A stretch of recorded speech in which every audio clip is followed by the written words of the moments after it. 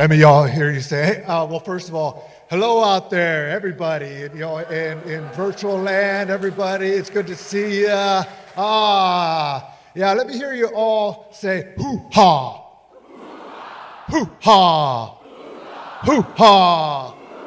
All right, keep going. Hoo-ha, hoo-ha, hoo-ha, hoo. Keep going. Yahweh, Yahweh, Yahweh, Yahweh, Yahweh, Yahweh. Hoo-ha, hoo-ha, hoo-ha, hoo-ha, Yahweh. Hoo-ha, hoo-ha, hoo-ha, hoo-ha, Yahweh. Hoo-ha, hoo-ha, hoo-ha, hoo-ha, Yahweh. Hoo. Come on, let me hear you. Hoo.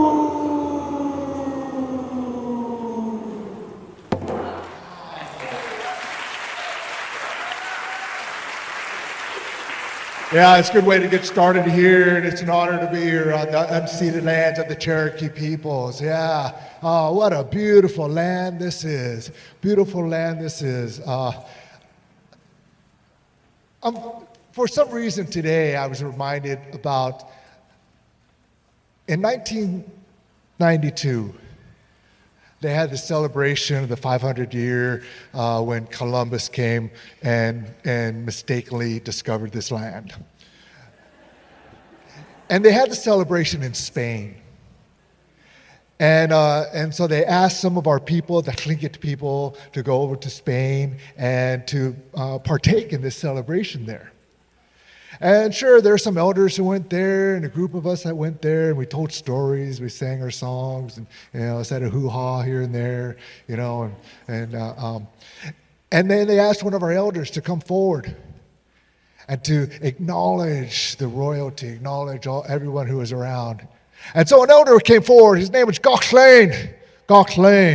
And to tell you a little bit about Gauchlain thinks everything should be Tlingit.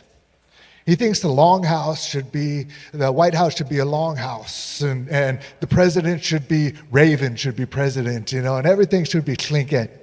And so he walked out there into this big open field in Spain. Oh, it's good to be here amongst all you respectable people. I'd like to say something. Gonna teach. You can't wait, I'll cook, get the way, gonna teach. Johnny, nothing I teach, go, sorry, I can't tell to go, don't get fire, let's go into hot as yes, he can't get the gong. Hoo.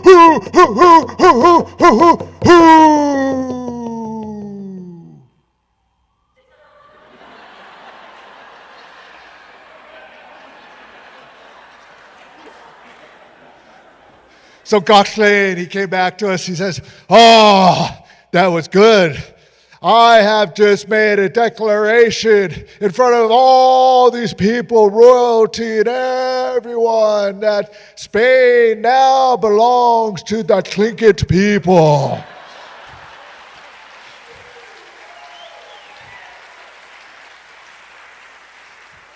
And everyone was cheering just like that. I mean, they didn't hear what he told us, but everybody was like, oh, that was powerful, yeah. And so with that, I'm going to be moving around a little bit, yeah. And so brother's over there sitting there, he's got his feet crossed, and he's like, going, yeah, I got this, I'm relaxed. And he says, oh man, now I got to get up and do something. Good. Let me hear you all whisper awesome. Let me hear you whisper awesome. Yeah, whisper awesome. Yeah. Now everyone give me some fingers here. Yeah, give me an awesome. Yeah, give me the fingers, yeah. Because you're so, you light up the world, you're so. So continue to be. Because we need people to create a world, and that is. Turn to their neighbor next to you, give them an awesome. Turn to the other side, give them an awesome. Yeah. Give yourself an awesome. Ah, beautiful, beautiful, beautiful. Yeah. Because we are all awesome, right? Yeah. So I was thinking about this story. It was sitting with me. I graduated from high school in 1982, and I barely graduated. And I think they just graduated with me because they just wanted me out of the building. Now, I see some of you shaking your heads like going, you're like, yep, that was me, yeah. And so I wasn't doing anything. I didn't even know that college was a possibility. Nobody ever talked to me about college or further in my education. But later on that summer, my parents came up to me and they says, how would you like to go to school? School? I just spent 12 years trying to get out of school. And now you're asking me if I want to go back? Yeah. And again, teachers wanted me out of the building. Parents wanted me out of the house. So they did a little bit of research and they found a school that would actually take me in. And so I said, sure, where's it at? Lawrence, Kansas. Lawrence, Kansas. I'm from Juneau, Alaska. We got mountains, we got glaciers, we got bears, eagles, and ravens. Lawrence, Kansas? Sure. I'll go to school in Lawrence, Kansas. So I went to school in Lawrence, Kansas. I went to school at a school called Haskell. Haskell Indian School. It was Haskell Indian College at the time. I didn't realize that I was going to a school that was once a boarding school where they would force children out of their homes and take them to the school to assimilate them. To assimilate them. I mean, there was a thing to kill the Indian and save the man. And here I was at this school, 100 years later. 100 years later. But the amazing thing about that school was that there are Indians everywhere, Native people everywhere that I didn't even know existed. I grew up in Alaska. I knew about the Tlingit, Haida, Tsimshian, Aleut, Athabaskan, Inupiaq, Yupik, Chupik, Eyak people, Unangak people. I knew about the people of Alaska, but I didn't realize. I saw on TV all these Indian people, but to actually meet them was amazing. Was amazing. And I felt that I wasn't alone in this world. I wasn't alone in this world. And so I was there and went to school or made an attempt at school. And I got myself in a relationship with this beautiful Indian woman. We're actually all kids. I mean, you go to college, you call yourself a man or a woman, you want to accept that, but we were all kids. But I got in this relationship with her, and she was in the theater. And she went to an audition. And at that time, I was kind of quiet, believe it or not. Now you can't get me to shut up. And I want to add this part into it that welcome to the storyteller support group called On and On and On and On. This is the capital right here, Jonesboro, Tennessee. But anyways, I was quiet, and so I went there to with my girlfriend, and she went into the audition.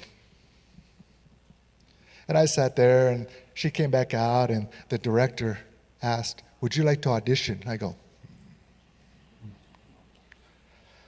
"You'd be perfect. We need a young man to audition, and you would be perfect." I go, the thing that caught me was that she came up to me and she went,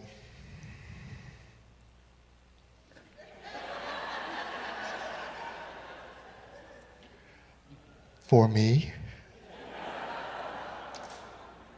Boom, I auditioned. And I auditioned and I got the part. I'm gonna get this out of the way. I need to move. I auditioned and I got the part. And the thing about that is that that's where I found my voice. I found my voice at Haskell Indian Junior College in the theater department. During my time there, I would run laps around the campus. And there was always this one part around the campus that made the hair on my back stand, gave me shivers, made my heart flutter a little bit faster. And I was wondering, what is this? What is this? How come every time I ran by this at nighttime, this would happen? And so there, one morning, I took some time and I walked out there to this area. And I found in that area, there was a graveyard. And I walked into this graveyard and I looked around. And all the graves, the markers, were children. Were children. I'm standing in a graveyard of children. I'm at a school in a graveyard with children. I'm at a school with a graveyard. A graveyard at a school. It just didn't make sense to me. And I remember the story that my mother told me.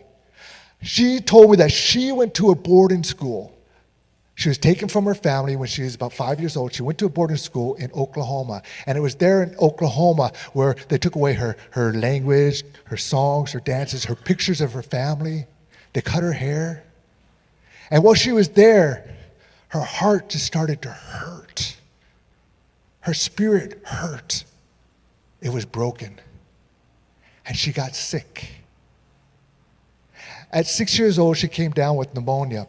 And the school called her grandma and said that your granddaughter is not going to make it. What do you want to do? And so what they did, my grandma says to the uncles, you go get my granddaughter. You'll bring her home. You go get her, bring her home. And so this is what the uncles did. They brought my mother home, and my grandmother healed her. She got well, and she grew up. And she healed her with love. With love. Yeah. But my mother always wondered, whatever happened to those other ones who got sick? Those other ones who their hearts were broken. What happened to them? The ones I've never seen again. And I wonder those times too, that how many more relatives I would have in my life. Yeah. And so from that experience, I could no longer go to school at Haskell Indian College, knowing the history of it. In fact, I started to get a little sad, depressed. I got pneumonia. I got sick. And I went up to my advisor. I said, I can't go to school here, and this is what's happening to me. And so my advisor, he said, well, Mr. Tagaban, some people are meant to go to college, and some are meant to go out and get life experience. You, my friend, I've watched you. You're meant to go out and get life experience. You will die in this school. He literally said that to me. I said, okay. Those are the words I wanted to hear. So I got myself a job. I worked carpentry on the side. And when I saved up enough money, I sold my old Pinto station wagon, sold my guitar, sold my bike, and I bought a 1976 camper van. I know some of you are shaking your heads going, yeah, that's a good van. Yeah. It was a little rusted under the door, under the tires and everything. It was worn out. The paint was faded a little bit. And the interior was in pretty good shape, but the engine was strong. It was a strong engine. It had a good heart. And I said, I'm on my way. Boom. And I got odd jobs here, carpentry, landscaping, planting trees. I met people along my journey, homeless, drug addicts, alcoholics, holy people along this way. And it was one day that I was done tree planting, and I pulled off to the side, and I was tired, and pulled my van off to the side on a dirt road. I was just about to lay my head down. I just turned off my lights, then suddenly a truck pulls up right by me. I'm in Louisiana. And the only thing, okay, I'm from Alaska. The only thing I could hear in the back of my mind was that song. Dun, dun, dun, dun, dun, dun, dun, dun, dun. Dun, dun, dun, dun, dun, dun, dun, dun, dun. Dun, dun, dun, dun, dun, dun, dun, dun. That song from Deliverance. I was like freaking out. I was going, oh my God. And they pulled up and they turned around, slowly came to me. I jumped in the driver's seat, ready to take off. They pulled up next to me, rolled down the window, and went, what you doing? Just here camping, getting a night's rest, sleeping. Going to be heading out in the morning. Oh, yeah? You ain't out here taking some jobs from us folks out here, are you? Nope. Just planting trees. Where are you from? You're not from around here. I'm originally from Alaska. Alaska? You're a little lost now, aren't you? Maybe I am. Alaska. What's Alaska like? You live in igloos? So, nope, don't live in igloos. Can you see Russia? Can't even see Russia. Alaska. And then he started talking to me, asking me, so who are you? I'm Tlingit, Cherokee, and I'm Filipino. You see, he never met a Native American before, ever. And in fact, he thought that we were extinct. Only time he saw us was in books, museums, or on TV. And so we just started having a conversation. What do you fish for? Oh, salmon and halibut. Well, yeah, what do you hunt for? Oh, deer, seal. And we had this exchange, this cultural exchange of just two human beings coming together and sharing. And he's like, oh, so where are you going after this? I said, oh, I got to head up to Georgia. Georgia? Yeah, why don't you stay around here for a few days? You can meet my folks. They'd surely love to meet you. They'd never met another Native American either. They'd love to talk to you. And I was thinking, I bet they would. I said I got to head out. I'm going to take off in the morning. Okay, well, you go to Georgia, but I got to tell you that I've been up to Georgia before, and I got to tell you this. I went to Sparta, Georgia, and in Sparta, Georgia, watch out for them black folk there. There's a lot of them there, so just be careful when you go there. I don't know how they're going to take to you, and so anyways, maybe I'll catch you down the road. I said, thank you. And so a couple weeks later, I found myself in Sparta, Georgia. And I stopped at a supermarket there because I was hungry, and I grabbed a sandwich and some chips and a drink, and across the street from the supermarket was a park with a basketball court.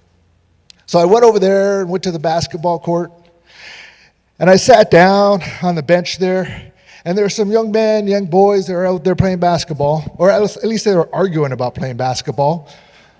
I said, we brought the basketball, you're supposed to bring the extra player.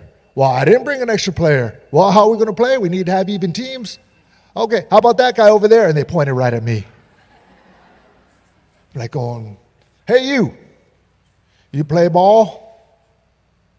What, me? Yeah, you. And then they said, hey, you, Gomer, come here, Gomer, do you play ball? I said, yeah, I play ball. Now get this. Indians love basketball. Basketball is like a sacred ceremony with Indian people out on the res. And I said, yeah, I play ball. So come on out here, let's play some ball. And so I'm out there stretching a little bit, getting loose. And I say, you don't have to do this. We're not going to pass you the ball. We just need an extra player. I said, okay. So we ran up and down the court, back and forth. Come on, give me the ball, pass me the ball. I'm open. They didn't pass me the ball. But then Suddenly, ball came off the rim. I got the rebound. I got that ball. This is my court now. And they looked at me and they said, oh, Gomer wants to play some ball. Okay. And so I dribbled down the court behind the back, between the legs. I pumped it in, pushed back, and I shot. And when I shot, I didn't just shoot to prove that I can play basketball. I shot in honor of all those young ones who never got the opportunity to play, to ever walk and run up and down the courts, to walk on their own lands, to sing their own songs and dance their own dances again. I shot in honor of all those who were taken, and the ball went poof, nothing but net. And they said, Gomer can play some ball. So all afternoon, we ran up and down that court playing basketball. At the end of the game that afternoon, they said, where are you from? I said, from Alaska. Are you a Native American? I said, yes, I am. Can we touch you? Can you touch me? Sure. So they felt my skin. They felt my hair. They touched my face. They said, you wait here. We got people who want to meet you. And they all ran in all the different directions, north, east, south, and west, all there. And I was wondering, they left the basketball there, so I knew they would be back. And when they came back, they brought their aunties, their uncles, their moms, their dads, grandmas and grandpas, cousins, all their relations. They brought them to meet me. And they said, can you come to our house? We have somebody who would like to meet you, Uncle Leroy. I said, sure. So we went to Uncle Leroy's house. And Uncle Leroy, we walked up there, and Uncle Leroy, he's a short black man, as black as midnight, skinny as a broom pole, gray dreads that went down, round blue sunglasses. He kind of shuffled when he walked. Uncle Leroy came up to me. He put his hand on my heart, and he looked at me and said, my Indian brother. You see, Uncle Leroy was in the military. He was in the war, the Second World War. And when Uncle Leroy first got into action, bombs going off, lights, sounds, booms. Uncle Leroy was terrified, and he jumped into a foxhole. Just then, 2 Indian men were in that foxhole, smoking their tobacco, saying prayers. Oh, Tankashila, oh. I don't know how we ended up here, but here we are. Watch over us, take care of us. We offer this here smoke in your honor there. Oh, there, brother, have a smoke.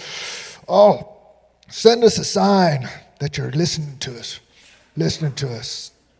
And just then, a young black man fell into their hole, and it was Uncle Leroy, and his eyes were this big, and that's all they saw was these white eyes, and they said, oh, Dankashla. Thank you for sending us this black man as a sign that you're listening to us. And what they did, they took care of Uncle Leroy. They kept Uncle Leroy alive. They taught him how to walk, how to talk, and how to be. And they all 3 made it out of there. The thing is, Uncle Leroy, when they made it back to the States, Uncle Leroy, they parted their ways, and he tried to save them, but once they got back, Uncle Leroy lost them. The war still took him. And Uncle Leroy felt guilty about that because he thought that it was his turn to take care of them, keep them alive. So that night we made a fire, did ceremony, smudged down Uncle Leroy, told stories. Mostly we listened as Uncle Leroy shared his story.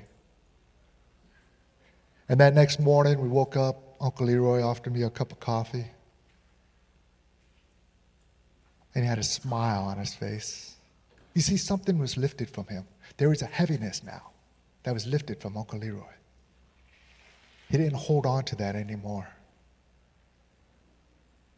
We stayed there for a couple more days. And as I was driving away, I looked in the rearview mirror, and there was Uncle Leroy standing there as if his hand was on my heart. And I heard his lips moving, saying, "My Indian brother."